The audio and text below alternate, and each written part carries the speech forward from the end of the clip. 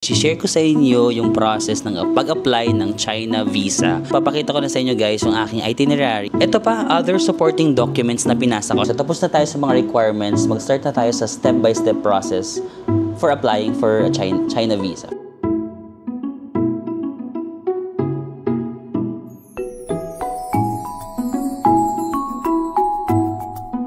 Hi guys! Welcome back to my channel. So for today's video, i-share ko sa inyo yung process ng pag-apply ng China visa.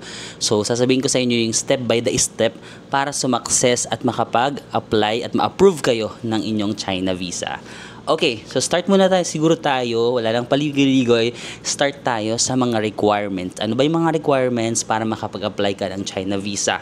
So meron lang akong kodigo dito, baka makalimutan ko. Pero isusulat din natin yan dito, isa-isa, para magkaroon kayo ng guide kung anong mga requirements sa pag-apply ng China visa ngayong June 2025. Okay? Start tayo, number 1, valid passport. Dapat yung expiration ng passport is more than 6 months, no? 6 months before expiration, dapat meron, pwede pa yung inyong passport para maging valid siya.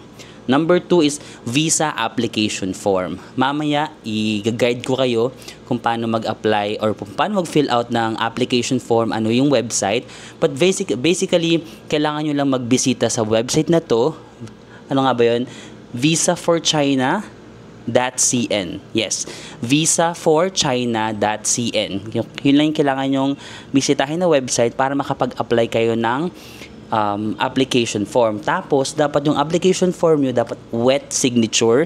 Hindi siya pwedeng digital signature. Dapat pipirmahan nyo talaga siya ng personal. And then, digital photo. Kailangan nyo mag-attach doon ng digital photo. Yun lang yung medyo mahirap sa application form kasi meron akong photo una na trinay tapos hindi siya tinatanggap. Buti na lang may mga copy ako ng photos ko sa mga, kapag nagpapapicture kayo sa mga papicturan, sa mga malls, ganun. Usually, di ba nagsisend sila ng parang soft copy? So, trinay ko yung mga soft copies ko. Yung iba hindi gumagana. Buti na lang gumana yung pinakalas ko na picture, yung ginamit ko rin for Australia visa. Hindi pa ako gumagawa ng visa for Australia, pero yes, nag-apply din ako ng Australia visa. So later on, sasabihin i-discuss ko rin yung it's a different vlog na lang. So yun yung ginamit ko na picture. Buti gumana siya. So yun lang yung mahirap, dapat clear talaga yung photo mo. Tapos may certain size siya. Kasi mayroong dun sa application form may parang bilog na ganun na dapat humulma dun yung mukha mo. So yun lang yung struggle. Pero kung meron naman kayong clear na photos, I think all good naman kayo. Tapos ipiprint nyo itong application form sa A4 size na paper. Actually, ito ang lahat ng requirements ko. Printin ko na lang sila sa A4 size para isa lang yung kanilang size. Okay, number 3 requirements is 2 ID photos, white background, tapos ang size niya is 44mm times 33mm. Actually, kapag pumunta naman kayo sa mga papicturan sa mga mall, sabihin nyo lang for China visa. Actually, yung ginamit ko, same lang. Yung ginamit ko sa ibang visa ko, kasi may mga recent lang din naman yung photo ko. Kung ano yung ginamit ko sa ibang visa, tinatanggap naman siya sa China visa. So, yun na lang din yung ginamit ko. Di ba, dadalhin nyo yung 2 ID photos na physical, pero at the same time, kailangan yung i-attach yung digital copy sa application form. Hindi siya pwedeng, yung application form is mano-mano na i-stapler mo yung photos. Hindi ganun ha. Pag nag-fill out ka ng application form, dapat digital yung photo. Pero at the same time, kailangan mong dalhin yung physical, yung printed copy. Siguro i-confirm lang nila, I'm not sure. Pero actually, nung na-approve yung visa ko, binalik sa akin yung 2 photos na di ba yung passport binalik na sa akin, naka-insert doon yung 2 photos ko. Siguro ano lang nila, chinek lang nila kung yung itsura nagma-match. I'm not sure kung ano yung purpose ng photos, pero binalik siya sa akin. Number 4, ito yung kaibahan niya sa mga Korean visa, sa mga Japan visa or Australia visa o wala din eh. Hindi mo pa kailangan mag-book ng flight, 'di ba? Sa mga ganong visa, hindi mo pa kailangan ng hotel confirmation.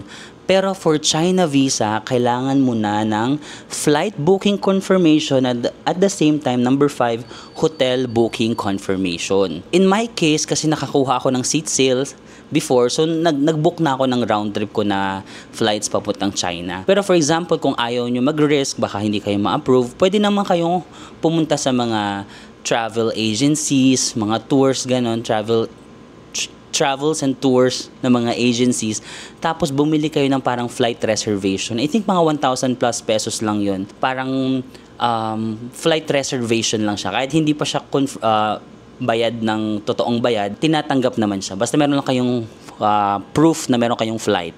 Pwede kayong pumunta sa mga travel agencies. Pero kung pwede naman kayong mag-book na lang sa mga airlines. Tapos piliin nyo na lang yung mga flexible, yung mga pwedeng i-cancel. Kasi may mga ganong option, di ba? Yung parang economy na super basic. Meron namang ibang option na parang flexible. Pwede mo siyang i-cancel anytime, refundable. So, mas mahal lang nga lang yung mga ganong options. Pero kung ayaw nyo mag-risk at natatakot kayo, you can consider that. Pero in my case kasi, marami na rin kasi mga seat sale ngayon, di ba? Mga murang flight. So, binook ko na yung seat sale na yon. For hotel booking confirmation naman, nag-check lang din ako sa mga webs, sa mga sites kung saan ka pwede mag-book ng hotel. Marami namang mga cancelable, di ba? Nag-book lang ako ng hotel para lang may proof. Tapos, I can cancel it anytime. For example, hindi ako ma-approve ng visa, which is hindi naman nangyari. But, pwede ko ma-cancel. So, maraming mga ganong options, no, sa pagbubook nyo ng hotel. I-check nyo lang kung merong cancelable before a certain date. So, pwede nyo gawin yan. Number 3 is proof of employment, or for employed, kailangan nyo ng COE or proof of employment. Tapos, if naman kayo freelancer, you can use yung 2303. Ito yung parang business permit mo sa BIR.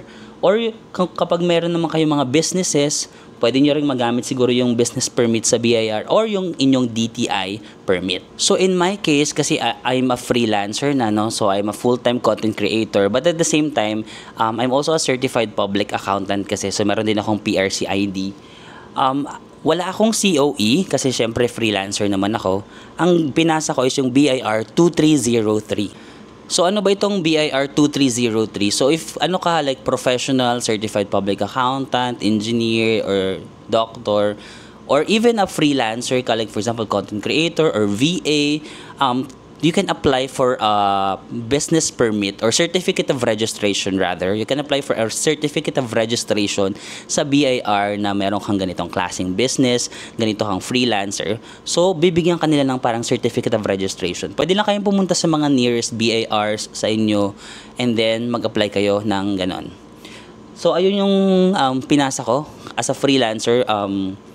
2303 or yung parang certificate of registration. Pero kapag mga business owners naman kayo na nagbebenta kayo ng something, meron talaga kayong physical business or mga online business, I think you also need like, aside from the certificate of registration from BIR, kailangan nyo rin ng DTI, yung parang business permit.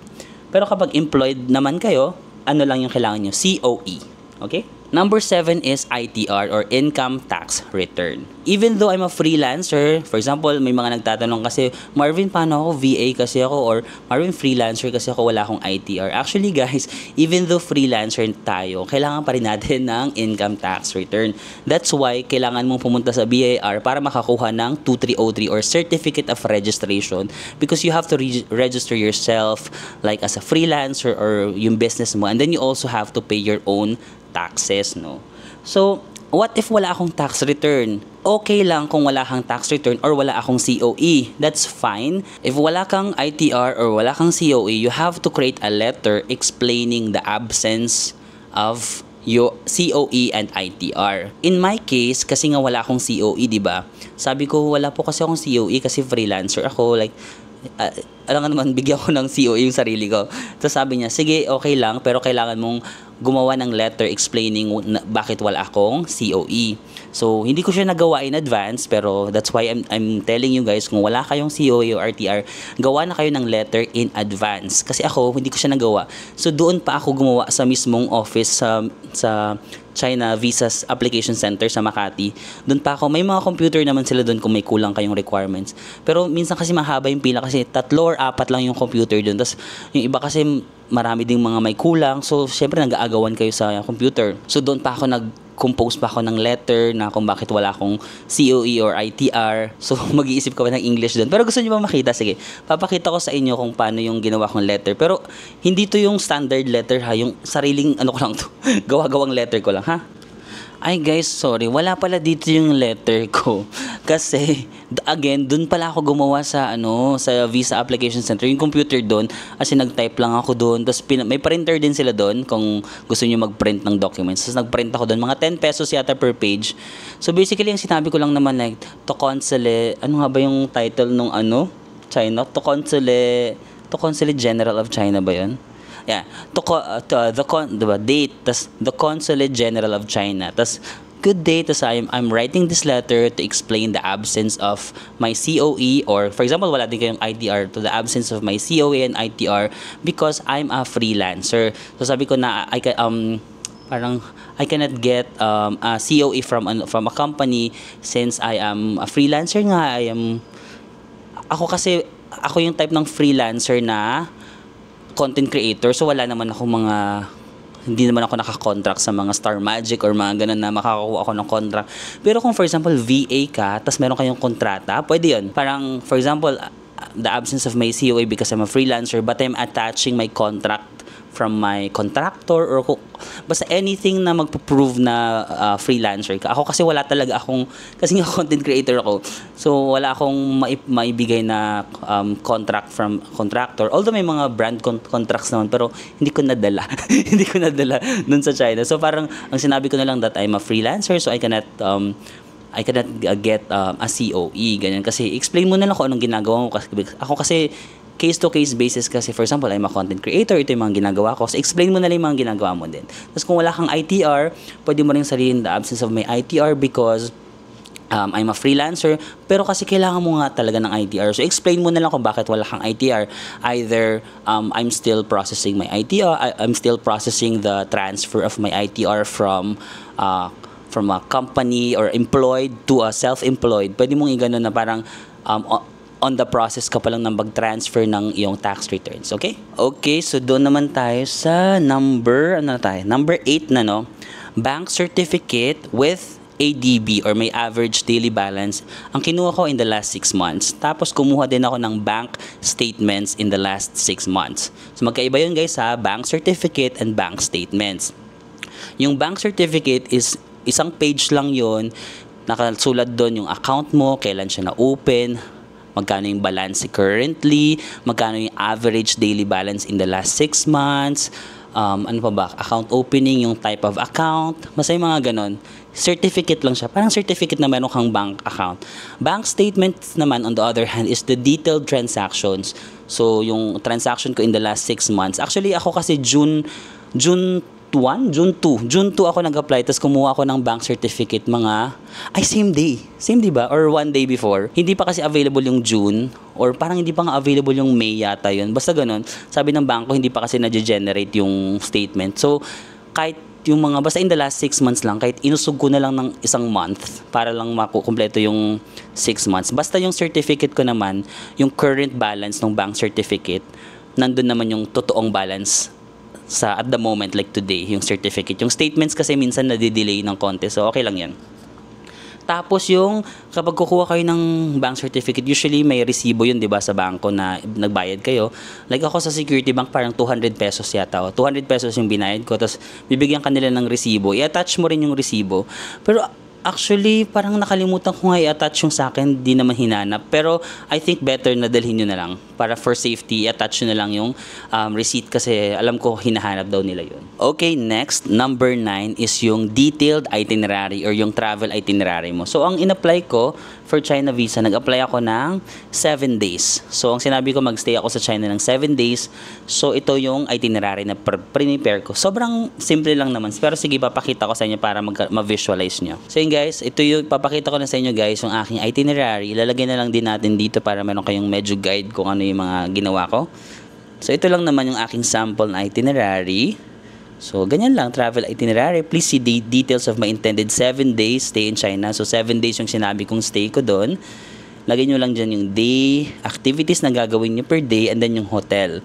Hotel, address, tsaka yung contact number. Tapos nilagay ko na lang same as above. Yung iba kasi isang hotel lang naman yung aking pagstayhan. So, ganyan lang naman. You don't have to be very detailed na parang 7:30 a.m. wake up and turn off the alarm clock. Well, wala, hindi man kailangan maganda na parang 9 a.m. brush your teeth. Like,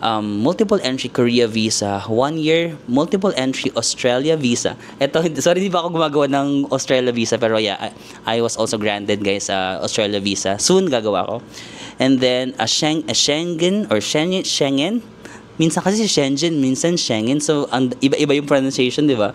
A Schengen visa that I have previously used.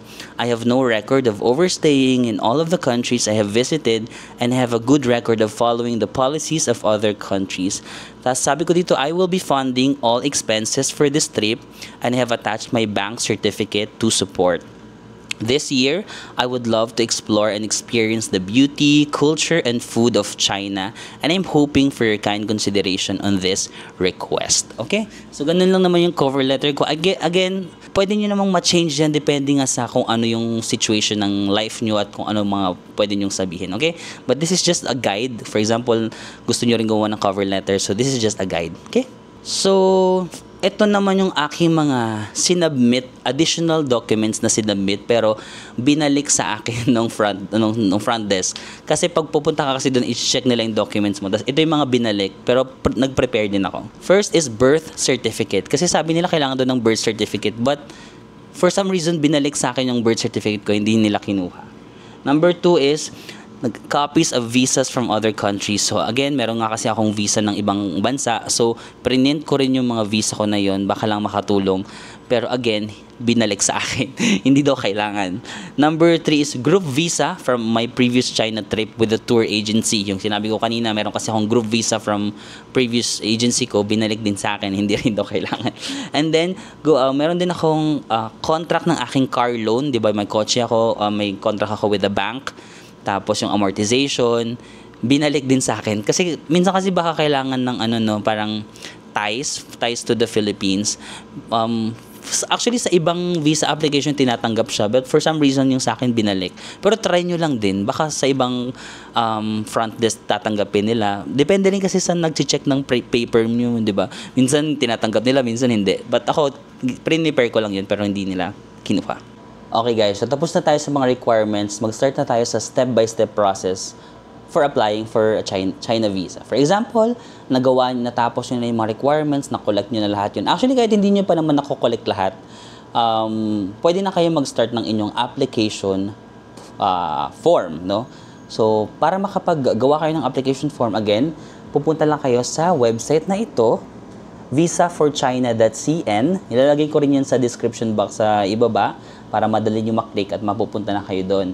Pag nagpunta kayo sa website na to, gagawa kayo ng account. Ako, like for example, i-register mo lang naman yung Gmail account mo, so makakagawa ka na ng account. So, ganito. Papakita ko sa inyo. Sana okay yung niya. So, parang ganito yung magiging itsura niya, no?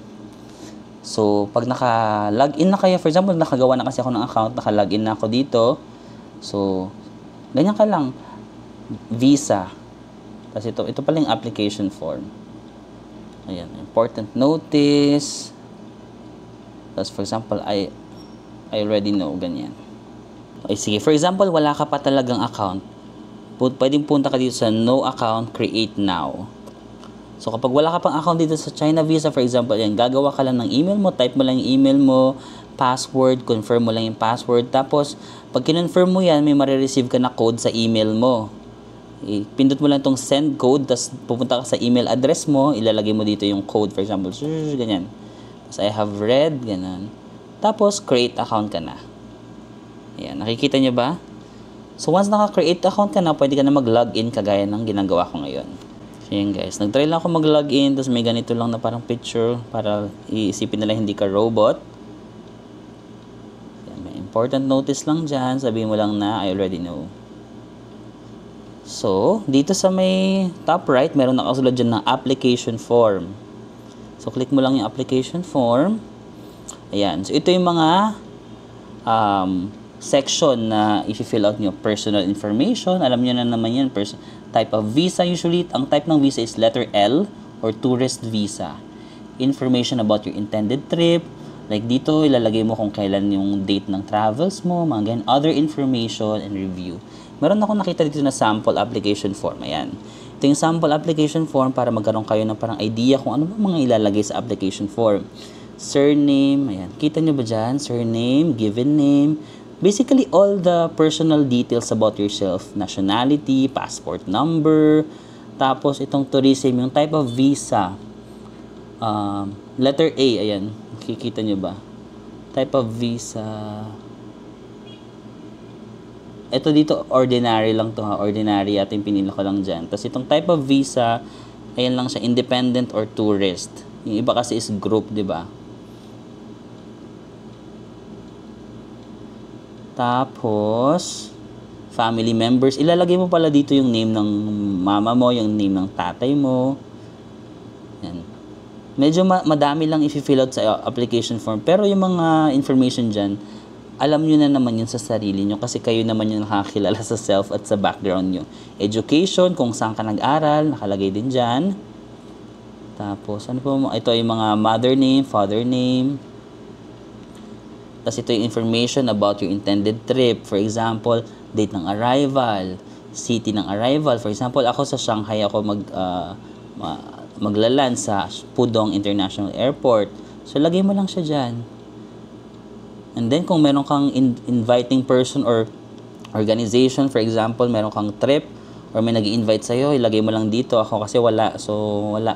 Nilive as blanco lang yan. Tapos ito yung mga past travel information. Kung meron ka mga ibang napuntahan na bansa, ilalagay mo lang din dyan. And other information. For example, if employed ka, pinapalagay din dyan yung mga past work experiences mo in the past 5 years. So, syempre dati nagko-corporate job ako. So, nilagay ko pa dun yung mga other work ko in the past 5 years. Tapos minsan hinihingi nila yung name ng supervisor tsaka contact number. So, buti meron pa ako mga number ng mga mga higher ups ko. So, nilagay ko na lang doon. Yung mga, for example, yung senior manager ko. Tapos, nung dati ng senior accountant ako, yung manager ko. So, nilagay ko. Basta yung one rank higher sa akin, nilalagay ko. Kasi may mga contact numbers pa naman ako nila. Ito naman guys, yung visa fees. Makikita nyo rin naman to sa website nila. Pag single entry, regular, 2,898. Pero kung gusto nyo ng rush or express, mas mahal siya, 4,000, 6,000. Kung gusto mo double entry, ito, 3,400. Kung gusto mo naman 6 months multiple entry, ito, 3,900. Kung gusto nyo ng over 6 months, 4,900. So again, depende kung anong visa yung gusto nyong applyan. But based sa aking mga napagtatanungan ng mga friends ko na nakapag-apply na, if first time mo mag-apply ng China visa, usually single entry lang talaga yung ginagrant nila. So hindi ko naman kayo dinidiscourage kung gusto niyo mag-try ng multiple entry, but for first timer, I recommend doon muna kayo sa single entry kasi medyo strict sila sa pag-grant ng multiple entry. Pero for example, nakailang punta na kayo sa China, that's the time na mag-grant na sila ng multiple entry sa inyo. But ako, since first time ko nga na mag-apply, ang in-apply ko lang is single entry, nagbayad ako ng 2,898. Tapos, once ma-approve ka for a China visa, usually ang ginagrant nila is 14 days, guys. Feeling ko yun yung standard kasi napagtanungan ko na rin yung mga ibang friends ko na nag-apply ng China visa. Laging ganun, 14 days ang i-grant sa iyo na stay. Pero even though nag-apply ako ng 7 days lang yung in-apply ko, 'di ba? Kasi nakakapagod kasi gumawa ng itinerary if 14 days. Pero yung plane ticket ko rin kasi is 7 days lang. So, ganun. 7 days lang yung in-apply ko. Pero again, nag-grant ako ng 14 days. So, sige, punta na tayo sa process na for example, wait lang. For example, nakompleto mo na lahat ng requirements, na fill out mo na itong application form, na-attach mo na yung photo mo dyan sa application form. Ipiprint mo rin to, di ba? Print mo na yung application form, lahat ng requirements na sinabi ko kanina. Then, pupunta ka na sa Chinese Visa Application Center. Unlike sa Korea visa na kailangan mo pa magpa-schedule sa KVAC, sa Japan naman kailangan mo pang dumaan sa agency, hindi ka pwedeng mag-DIY. For China visa, guys, pwede kang mag-DIY. Hindi mo na kailangan magpa-schedule. Kung kumpleto mo na lahat ng requirements, pupunta ka na lang diretso sa kanilang office. So, ang office nila is located sa Nobel Square, 6th floor. So, ito yung kanyang full address. Ilalagay natin dito. So, ang kanyang full address is 6762 Noble Square in Ayala Avenue. Nasa 6th floor siya. So kung ako kasi nag-work ako katabi lang ng building na yun sa may Enterprise Center, kung alam nyo yung SGV sa Ayala, katabi, medyo nasa kahilera lang siya. Kung alam nyo yung Ayala Triangle, katapat lang siya ng Ayala Triangle. So, nandun siya sa building na yon. May dala kasi akong kotse nun. Pagpunta ko kasi dun, walang space na yung parking dun sa building. Tapos, meron din namang De La Rosa car park na katabi. Kaso, since office kasi yung area na yun, lagi napupuno kasi yung parking na yun. So, ang ginawa ko, nag-park ako sa Glorieta. Pwede rin kayo mag-park sa Greenbelt para mas malapit if Greenbelt. Pero ang naparkan ko is Glorieta. Medyo maglalakad lang ng konti. Naglakad ako ng mga 10 to 15 minutes. So, from Glorieta, nag-park ako ng kotse ko. Kasi wala talagang maparkan dun sa malapit. Nag-Glorieta ako. Tapos, nilakad ko Glorieta papunta sa China Visa Application Center. Siguro mga 15-minute walk. Okay na rin siya, exercise. So, pagkapunta ko doon, sa pagkapasok nyo sa first floor, may guard doon na parang magtatanong anong kailangan nyo. Sabihin ko lang China Visa, tapos pag-register ka doon, ihingan ka ng ID. So magdala kayo ng extra ID. Di ba may dala kayong passport?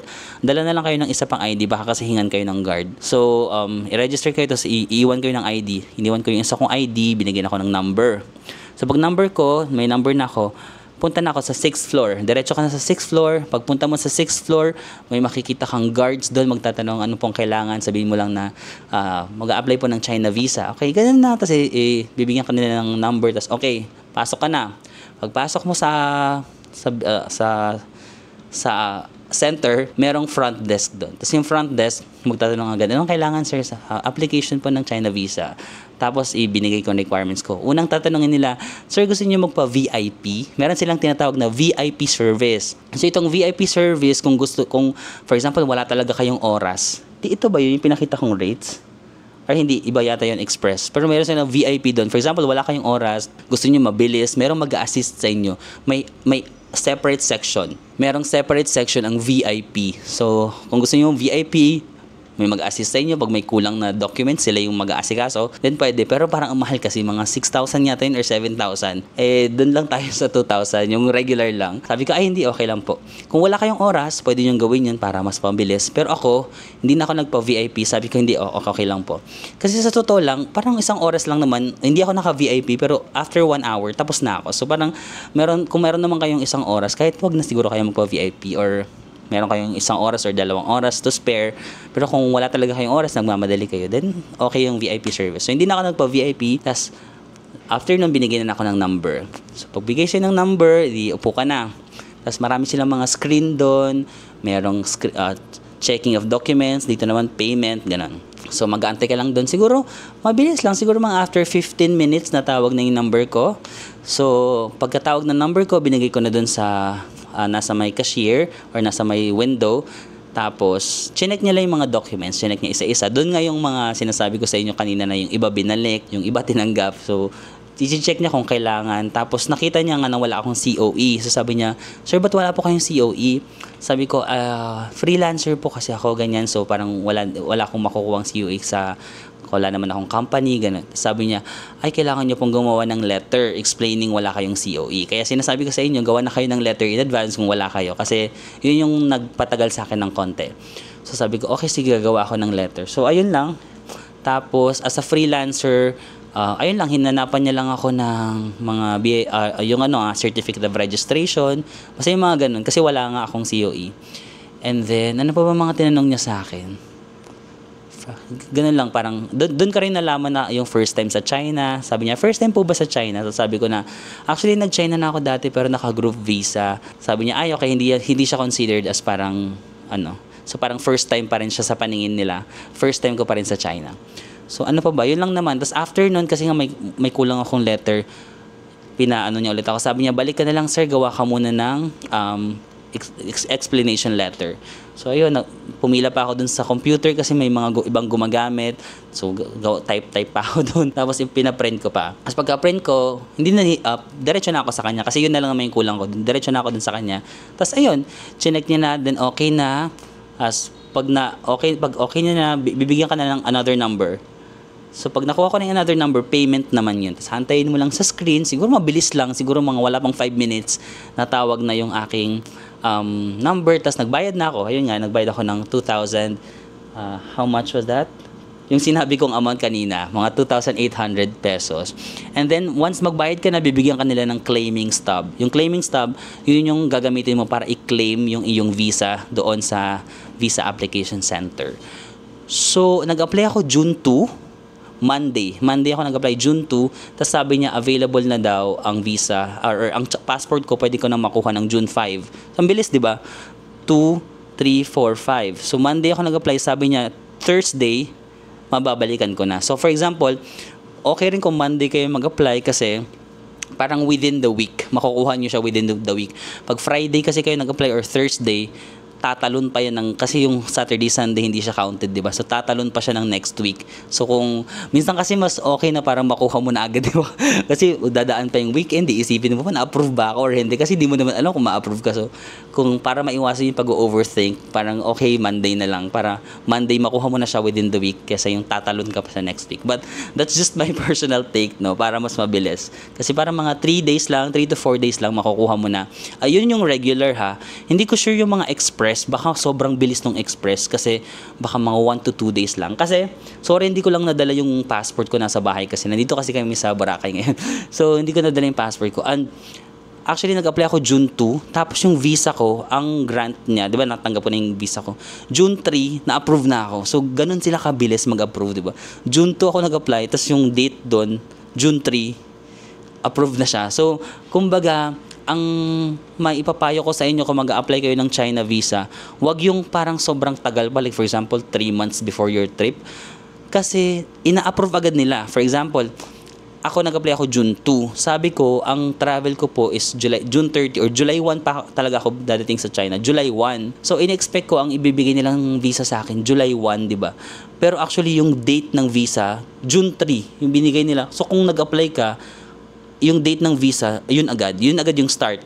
Tapos 3 months yung validity ng visa. So for example, June ako nag-apply, pwede ko siya magamit ng July, August, September, hanggang September 3. June 3 to September 3 ko po pwede magamit yung visa ko. Pero 14 days lang ako pwede magstay sa China. Single entry lang ako Isang beses lang ako pwedeng pumasok sa China, and then pero pwede ko siya magamit in 3 months. Kahit ano. For example, meron na akong plane ticket, 'di ba? Pwede kong baguhin yung date ko.